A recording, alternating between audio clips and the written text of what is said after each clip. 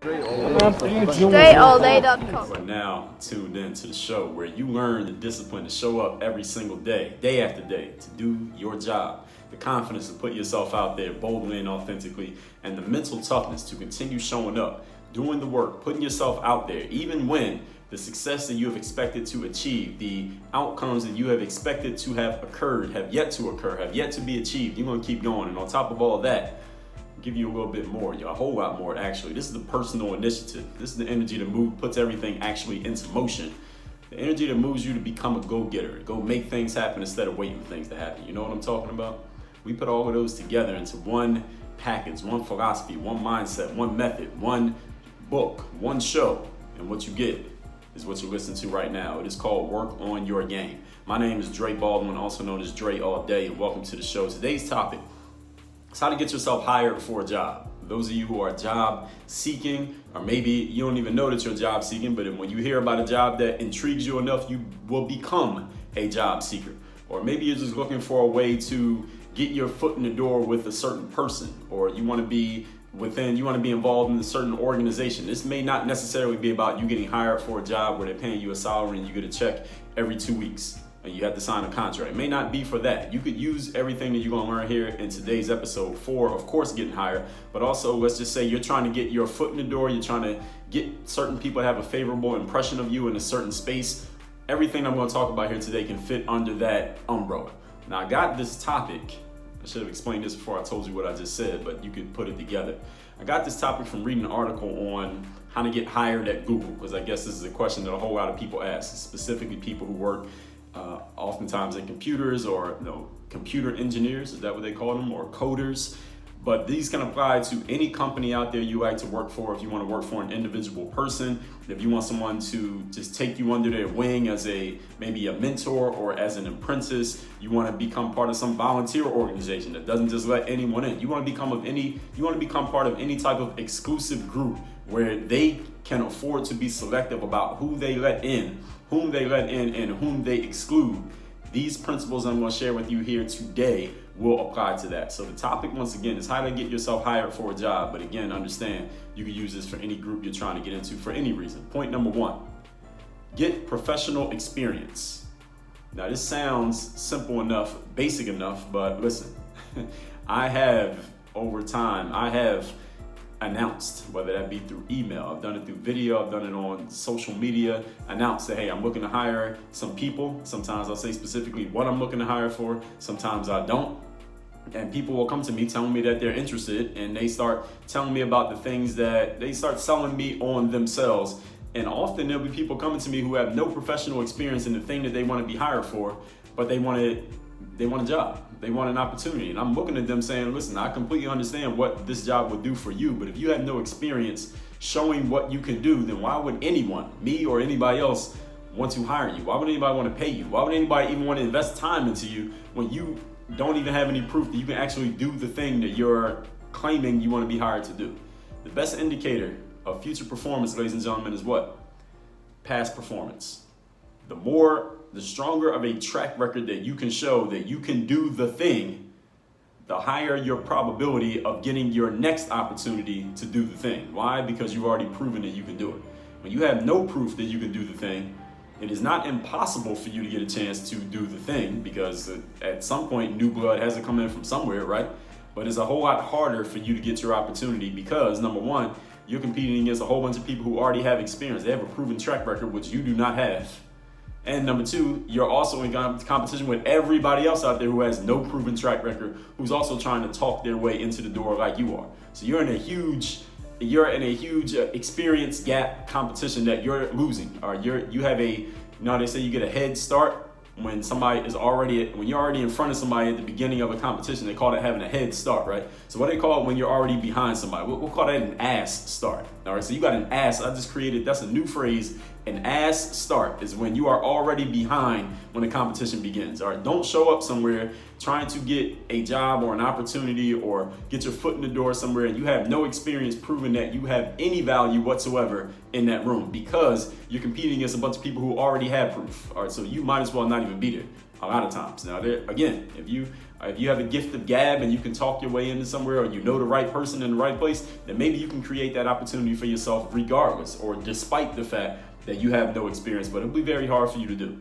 It is much easier to get somewhere, anywhere in life, if you have already proven to be good in that place, whatever that place happens to be. When I was playing basketball overseas, it was much easier for me to negotiate and to network for my next playing opportunity if I did so while I was already in the midst of an opportunity. It was much easier for me to reach out to agents and get responses from those basketball agents if I reached out to them and said, hey, I'm already signed and playing in country X and I'm looking for an agent. Almost every time the agent would respond to me. Doesn't mean I ended up working with them all the time, but they would always respond because they're like, unconsciously they understood, okay, this player already has a job, which means, and they didn't know anything about me, maybe had never heard my name before, hadn't seen me play, so they have no idea if I'm good or not. But the thing that they unconsciously understood when I said I'm already playing in this place, I'm already under contract, is what? This person has already proven to someone in the world that he can play professional basketball, at least good enough to get a contract. It'd be much easier for me to deal with this player and get them their next job than it would be for me to get some guy who, as I had been years prior, I'm back at home in the United States reaching out to an agent saying, hey, I'm here in the United States with no job, working overnight at a supermarket, and I'm trying to get a job overseas. It's much harder to sell that player who has not proven their expertise than it is to sell someone who has proven their expertise. Best indicator.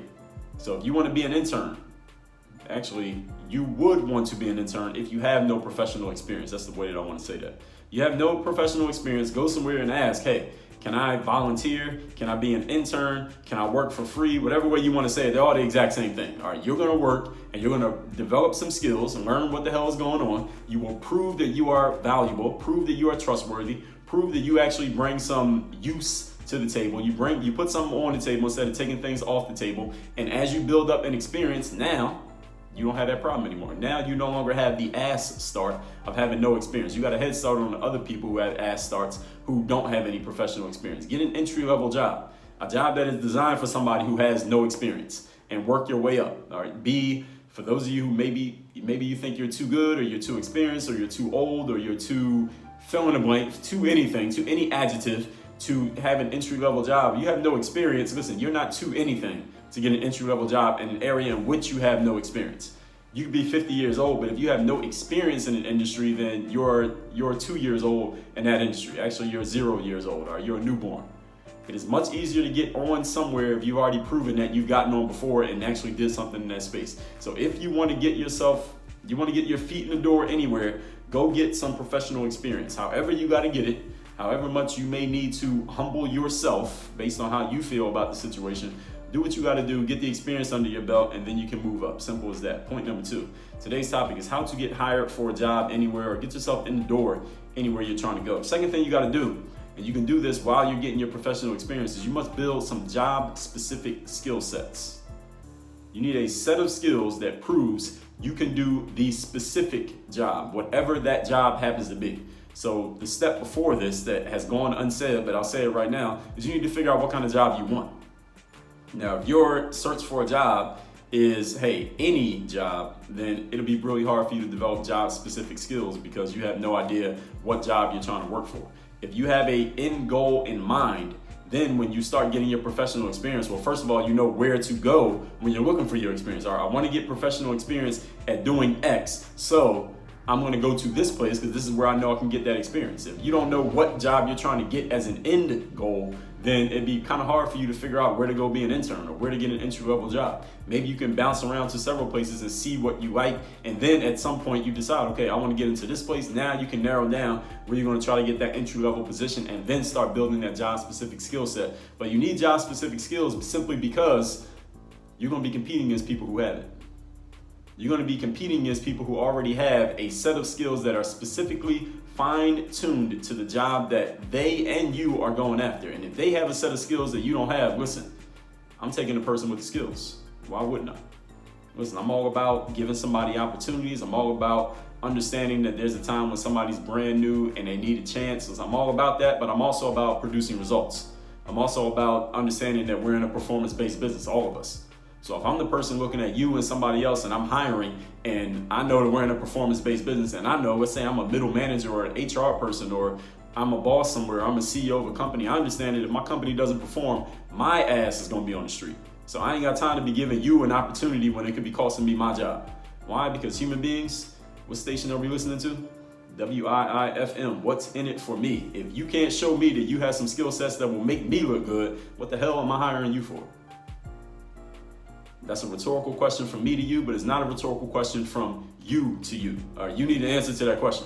If you want to be a coder, for example, you need to have some damn coding skills. Take some classes on coding, go on YouTube or I don't know, whatever website there is for people who want to learn to code. I'm sure there are plenty of them. There are probably a whole bunch of podcasts out there for people who teach coding. You go on Udemy and sign up for some courses for $10 that will show you how to code. You can get on YouTube. You could go on, like I said, podcasts. There are probably blogs out there.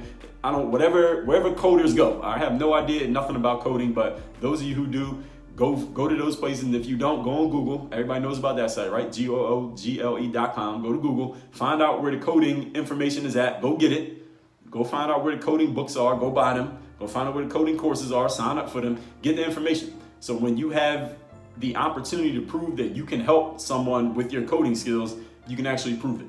The most important question anybody's going to ask you when you're trying to get hired for a job, whether as a consultant, as a coach, as a salesperson, selling some online course or something, a podcaster, trying to get people to listen to your podcast, anyone trying to get anyone to buy into what you're doing, whether they're buying in with their time or their attention, is prove it. Can you prove that what you do is worth my investment? Any of you has ever bought anything from me?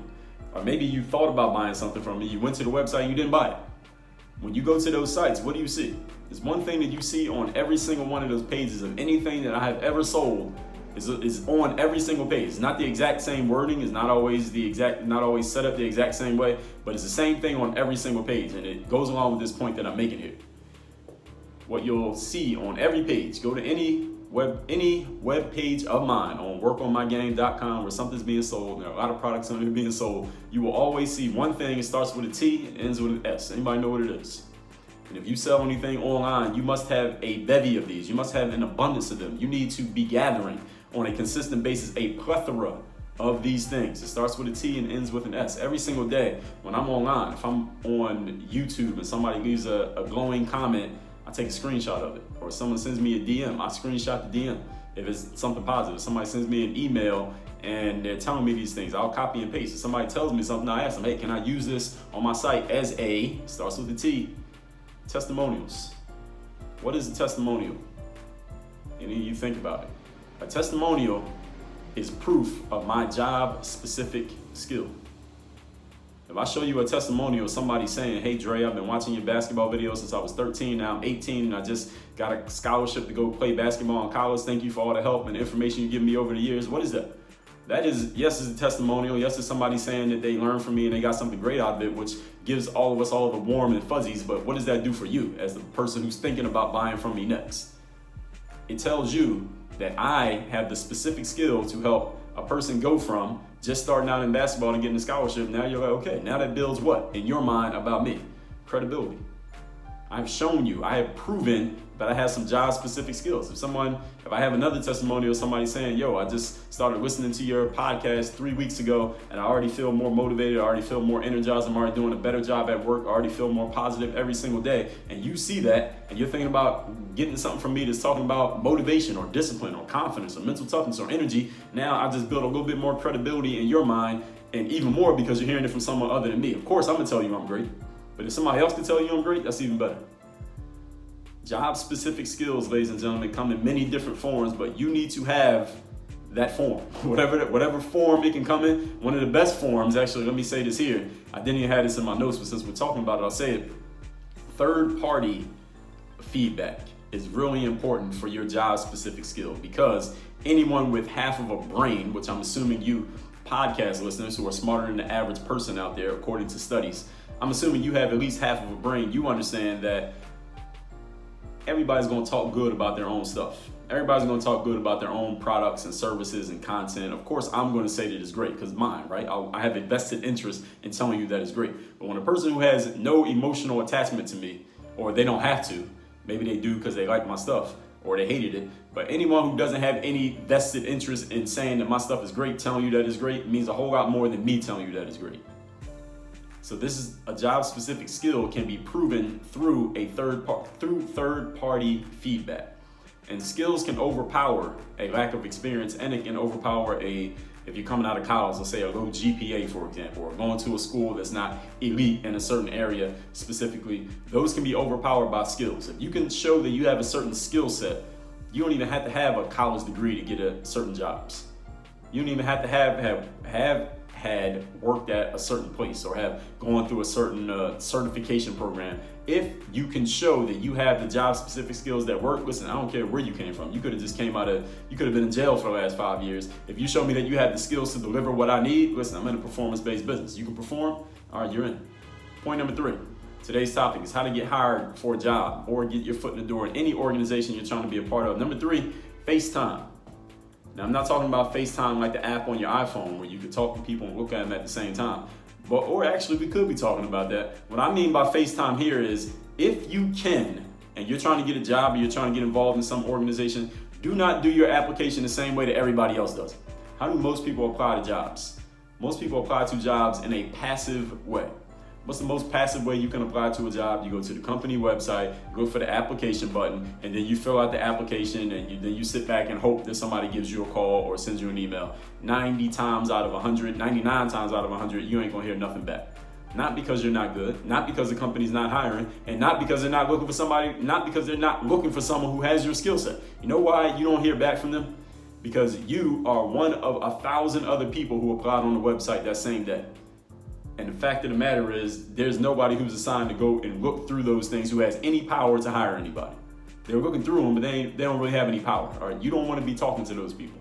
When you send your application in, you're talking to a person whose job it is to look through those things, and they're probably an intern, one level above you. Only difference between them and you is that they got hired somewhere and you didn't. All right, they have no skills. That's why they're doing that for a living, going through applications of people who are never going to get a job. All right, you don't want to apply that way. It'd be much better, much more efficient, and you increase your chances, your likelihood of actually getting hired 100-fold if you do this instead. Go to people that know someone or they are the person to know and get FaceTime with them. In other words, when companies hire, you know who they look for first?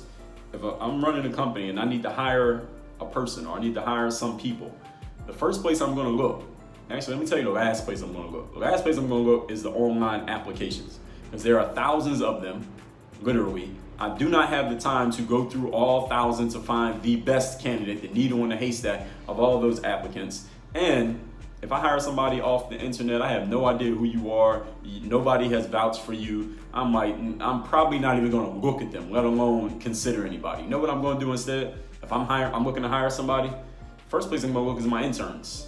Who are my interns that are working right now for free, and they're just trying to prove that they're learning the business, they're trying to prove that they can bring some value to the table? Who has actually proven that they can bring value? Who's shown that they are worthy of a full-time job? If any of them is the answer to that question, I'm hiring an intern.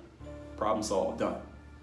If I don't have any interns or none of the interns fits the description, next thing I'm looking for is referrals.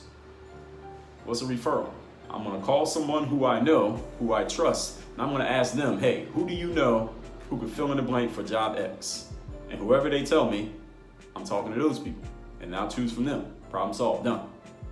If I don't have anyone through referrals, it'll probably be done by point number 1 and 2, interns and referrals. But even after that, I'll go to recruiters. I know somebody who is a recruiter. Their very job is to recruit. I know a woman, as a matter of fact, she's up in New York, New Jersey area. She runs a recruiting business. That's what she does. She finds the right type of candidates, trains them in a certain way, and then she feeds them out. She farms these people out to companies who are looking for qualified employees. And when those companies hire one of her employees from her recruiting agency, she makes money. That's her whole business. That's what she does for a living. I'm gonna call her. I'm gonna call a recruiter and say, hey, who do you know who fits this description? This is the type of person I'm looking for. Who can you recommend to me? I'm gonna find the person I want through one of those 3 avenues. I'm not even looking at the online applications. So what you need to do, unemployed individual who's trying to get yourself a job, you need to go get yourself seen, heard, and known. How do you do this? Let me tell you the last way to get yourself seen, heard, and known. is by doing the same thing that everybody else is doing. All right, don't do that. All right, that will get you ignored, not listened to, and being a nobody. Okay, that's the exact opposite of seen, heard, and known. Okay, if you didn't catch that. All the biggest business deals that I've ever done in my life as an entrepreneur, even as a basketball player, all came from me knowing someone who knew someone, or just knowing the someone without even knowing, having to deal with the middleman, knowing the someone directly, or vice versa, meaning the someone, whoever they were, they knew me, or the someone knew somebody who knew me, and word got back. All my biggest business deals came from that. Never ever, none of my biggest business transactions, if I was to say my top 10 transactions, none of them were just straight up cold connections. Even if it was something such as I go appear on somebody else's show. They have an audience, and there are people in that audience who hear my message and hear about me, and they get interested, and then I end up doing a deal with that person. That's FaceTime. That's me being connected to somebody that the client or customer already knew, liked, and trusted. And then because of that connection between the host, whoever that host was, they had the audience, I had the material, they connected the two of us. Even if they didn't get on the phone and introduce us, but because they heard me on that person's show, now they have already I got a built-in amount of credibility in their mind simply because I've been vouched for by the person who was hosting that show, and that led to a business deal. That's the way it works, people. You gotta get FaceTime. You gotta go out there and get yourself seen, heard, and known by the people who are already doing it. It is a shortcut to making things happen.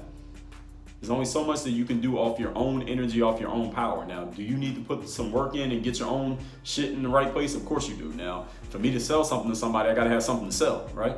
And for me to even get myself seen, heard, and known somewhere, I gotta have something to say, right? I gotta have something to write down. I gotta have something to put on video, something to say when I turn this microphone on. So when people go look me up, there's some value there, there's some content there, there's some material there. Okay, so it's not just about knowing people, but then being a bum with nothing to offer. You gotta have something to offer, but then you also gotta know people. You need both. All right, this is a shortcut, but it's not a shortcut at the same time. All right, there's some work that you need to put in to build up a certain amount of value so when people come look you up, they can see something. There's some substance there. A couple weeks ago, what was the episode? How to become a person of substance and how to remain a person of substance. Go listen to it if you have not listened to that whole episode already. Again, if you're not a member of the gang group, you get access to the full content of every episode of this show, of every episode that's ever come out. You see what number episode this is? All right, how would you like to have this number of episodes, just like content like what you're getting here today, and access to it? How would you like to have that? If you would, go to workonmygang.com/ganggroup, or just click the link down in the description of this episode, whatever app or website you're listening to this on. Go get yourself seen, heard, and known. It is a shortcut to getting things done. But it's also a long cut because it takes work to get yourself seen, heard, and known. It also takes work to have some value to offer when you're getting yourself in other people's faces. Point number 4. We got 7 points here today. I'm going to tell you how to get yourself hired for a job anywhere you go in life. Number 4, develop a specialty. An inch wide and a mile deep. We talked about this, I believe it was episode 1254, but I might be wrong on that. Just look it up. It's in the gang group membership. It's all categorized. An inch wide and a mile deep. What does that mean? It means figure out specifically where you want to specialize and go as deep as you possibly can in that area. Develop a specialty. The oft used analogy goes thusly. If you had a back issue, something's wrong with your back, who would you go to? Would you go to a general practitioner doctor who specializes in all different types of medicine, like the all-around medicine guy? Or would you go to a chiropractor whose one and only job is helping people fix their back issues? Of course, you're going to go to the chiropractor. And why is that? Because the chiropractor specializes in the one area that you need help in. So if you want to get hired for a job, you need to narrow down what kind of job you want to get hired for. Maybe you don't know yet, so go explore and figure out what you like. But once you've done the exploring, you figured out what you like, you need to go an inch wide and a mile deep in that area, so when you present yourself to someone who has the power to hire you and put you in position, you have something to offer. In other words, a specialty that says, when it comes to this thing right here, there is nobody on my level. There's nobody close to me at this thing right here. What is that thing for you? Do you know? Dennis Rodman, Hall of Fame basketball player. Any of you know who Dennis Rodman is? You know Dennis Rodman specializes in one thing. I don't even have to tell you what it is. If you know who he is, you know what it was. What was Dennis Rodman's specialty? Rebounds. Now, could Dennis Rodman, he was also a great defensive player. So we could just say defense/rebounding or rebounding/defense. Dennis Rodman's main thing was he was going to grab every rebound that existed to be had. Dennis Rodman was going to get it. And he was a great defensive player. Everybody knew that. That's why Michael Jordan and the Bulls signed him when they saw the opportunity to get him, because he was going to help them achieve their goal, which was winning basketball games. What is your specialty going to be? When you have a specialty, it makes it a whole lot easier for someone to choose you, simply because they know you are filling this specific void and they don't have to figure out where to utilize you. Sometimes I get people come to me, say they want to work for me, and they don't have anything specific that they bring to the table that makes them good. So I'm like, all right, what the hell do you do? What do you do that makes you good? Is there anything? If you don't have an answer, you might need to figure that out. Point number 5. Today's topic is how to get yourself hired for any job. Make yourself interesting by having unique interests outside of the job. So I'm giving you 2 points here back to back that may seem in conflict with each other. In some ways they are, and in some ways they're not. All right, that's for you to figure out. I'm going to give you more on it right now, but you need to figure this out. You need to be an interesting individual as well as being able to go deep in your specific topic. In other words, have something on your resume that makes your resume jump to the top of the pile. So if I happen to be looking at all those online applications, let's say I'm out of options, I'm looking at all those people who applied online passively, who I've never heard of, don't know anybody, they don't know anyone, nobody knows them. I'm gonna look through them. I'm looking for something interesting. I'm looking for something that's gonna grab my eye. Something that's gonna make me stop scrolling and actually pay attention. So you traveled through 20 countries while you were in high school, that's interesting. If you played a sport outside of whatever you were majoring in college, that's interesting. If you started your own business while in college and holding down a full-time job and raising a family, that's interesting. Something about you that makes your name and whatever you're offering jump to the top of the pile, have that. That makes you interesting. It gets other people paying attention. It gets other people to ask questions. If you make yourself interesting to other people, they'll pay attention to you. Now you know. Now you're getting FaceTime. Now you have a chance to sell yourself once you get that FaceTime. So you do have to have some sales skills once you do get it. Point number 6, you need a track record, as I talked about earlier here. Track record means you got to showcase your skills. These days, you do not need to have a job to demonstrate your skills. If you are a videographer, if you're a writer, if you're a coder, if you're a teacher, prove it. Prove to me that you're good at what you do. And you don't need to prove it by giving me a demonstration on the spot. You can prove it by showing me what you have already done. If you're a videographer, just give me a link to where your videos are. Or just give me a link to your best video. Not 5 videos, just 1 video. If you're a writer, send me your best piece. You're a coder, show me your best piece of code. You're a teacher, show me who you taught. Prove what you say you can do. These days, ladies and gentlemen, you gotta have proof. You don't just show up somewhere talking about you can do this and that, or that you're looking for an opportunity, or you're a hard worker. Nobody wanna hear that shit. Everybody's supposed to be a hard worker. Being a hard worker is a built-in given if you don't get hired at a job. You gotta sell yourself by saying you're a hard worker. You may not have much skill. I might be passing you over just for the fact that you said that dumb shit alone. Okay? Do you have skill? Do you have some track record that shows you're actually good? If so, prove it. If you don't, go get a track record, then come back. Okay? Don't waste your time or anybody else's time trying to get hired for something in which you have no proof that you're actually good at it. Point number 7. This is the last one. Today's topic is how to get yourself hired for any job or get yourself in the door in any organization you want to be a part of. Be able to clearly communicate how you can help. This is a very important one right here. Clearly communicate how you can help. So let me tell you some things that you don't say when you want to clearly communicate how you can help, because these are things that I still hear people saying to this very day. Do not tell me that you're a hard worker. Who cares? All right, you better be a hard worker or you'll get fired in the first week. Okay, so you don't need to tell me that you're a hard worker. I'm assuming that you are. And if you're not, you'll be gone. Do not tell me that you're just looking for an opportunity. I don't care what you are looking for. All right, everybody's looking for an opportunity. That doesn't matter. All right. Do not tell me that don't tell me about your background if it has no relevance to what I'm hiring for. I don't care that you just graduated from school. I don't care that you love basketball. I don't care that anything else that you want to say that you think it is relevant to your life that has nothing to do with the job. Don't tell me. I don't care. I might end up caring later if I decide to make an investment in you, an attention investment in you. But at this point, I don't care about any of that stuff. Clearly communicating how you can help means what can you do that's going to help my cause or our cause if you're talking to a company or a group of people. What do you bring to the table that's going to help our situation get better? If you do not have an answer to that question, you need to formulate multiple answers to that question before you have the conversation. What can you do that will help me? I told you this just a few episodes ago. Nobody gives a fuck about you. At some point, somebody may begin to give a fuck about you once you have made an investment in them and they have made an investment in you. Once somebody actually gets to know you and know what you're about and see that you're bringing value to their life, to their business, whatever, then they may start actually paying attention to you and learning who the hell you are. But until then, they don't give a damn about you. People do not care about you. Now, while most people will pretend to be nice and pretend to care about you and pretend to be invested in your welfare, most people don't. Most people just, they want to use you for what they can use you for and get rid of you when you have no more use. Now, while you may not have heard too many people say that out loud, that's the way most people think. And it's the way you think as well when you're dealing with other people. So, knowing this, when you're selling yourself to another person, don't tell them the things that matter to you because they don't care. Tell them the things that matter to them.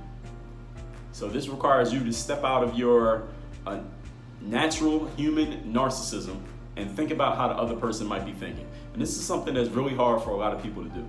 But the better you get at it, the better you'll be at selling yourself.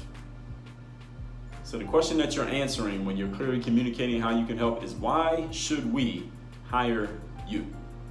What can you do for me that I can't do for myself? Now, maybe later on you can reveal how this would help you, but at the beginning, I don't care about helping you. Who are you? Tell me how you can help me. So the question is never talk about what you get from the job. Talk about what you give to the job. Hard work and dedication, anybody can say that. I'm gonna show up every day and do everything I need to do to learn the job. Anybody can say that. When you saw that movie, The Pursuit of Happiness, when Will Smith, or the character Will Smith was playing, at the end of the movie when he gets to the job interview and he says, I promise you that nobody will work harder to do this job than I will. All right, that's some fairy tale bullshit that works in a movie. That does not work in real life. All right, anybody can say that.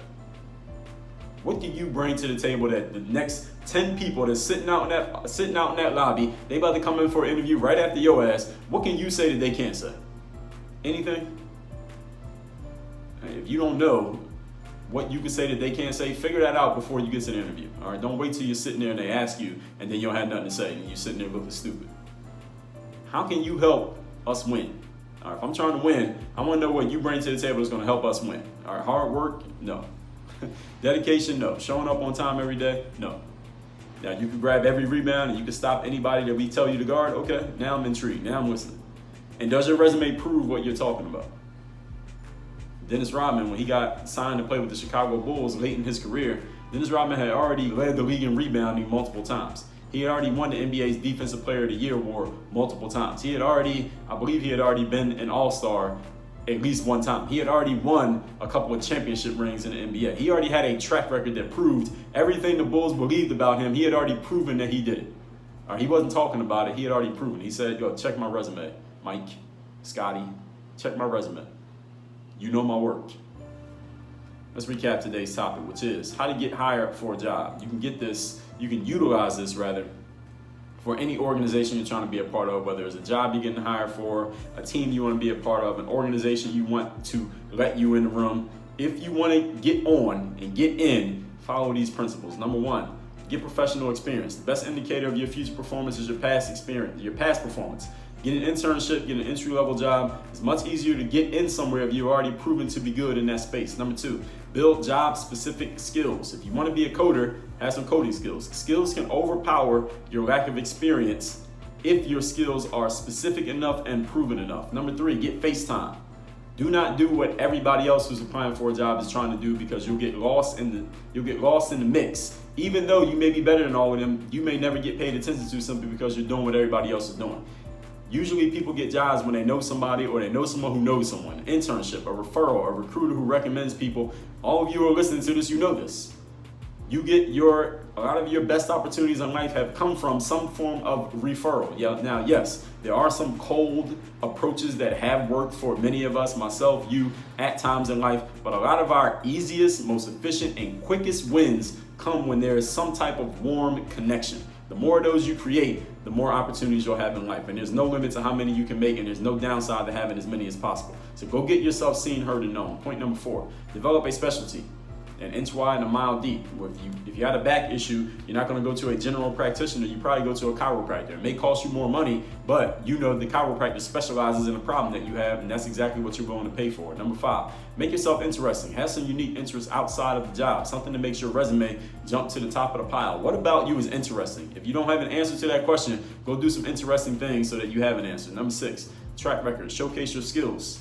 These days, you can demonstrate skills without having a job ever. You're a videographer, you're a writer, you're a coder, you're a podcaster, you're a teacher. Show it and prove it that you already have the skills to do the thing. Nobody has to hire you for you to prove that you have skills. So if you have no proof of your skills, then you probably don't have any. Number 7, be able to clearly communicate how you can help.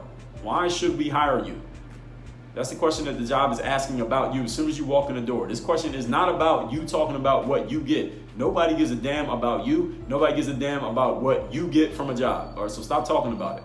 What they care about is what you can give. Now, if you give enough, then eventually people might start paying attention to you. All right, until then, nobody's paying attention. There was a basketball coach by the name of George Karl. He coached the Milwaukee Bucks for some period of time.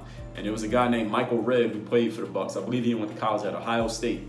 And he ended up being one of the best shooters in the NBA. But when he first came to the NBA, he wasn't that great of a shooter. In his rookie year, he said he was in practice one day early in the season, maybe in training camp, and the coach, George Karl, came up to this rookie, Michael Redd, and he said to him, look, he said, I need a player who can make open 3-pointers. All right, if you want to get on the court this year and play for this team, you need to be able to make open 3-pointers. That year, the Milwaukee Bucks were one of the best teams in the league. They almost made it to the NBA Finals. And George Karl said to Michael Redd, until you can make an open 3-pointer and you prove it, I will be ignoring you. I don't even want to know your name. I will pay you no mind whatsoever. And Michael Redd said George Karl wasn't lying. He paid him no mind whatsoever until he proved that he could actually do what the coach needed. Number 7. We are here on number 7. People don't care about your hard work or your dedication or the fact that you show up every day. Those are things that you're supposed to be doing anyway. Anybody can say those things. What can you do and what can you say? How can you sell yourself in such a way that nobody else can come in and say the exact same thing that you said? And does your resume prove it? You need both. Work on your game. Dre all day.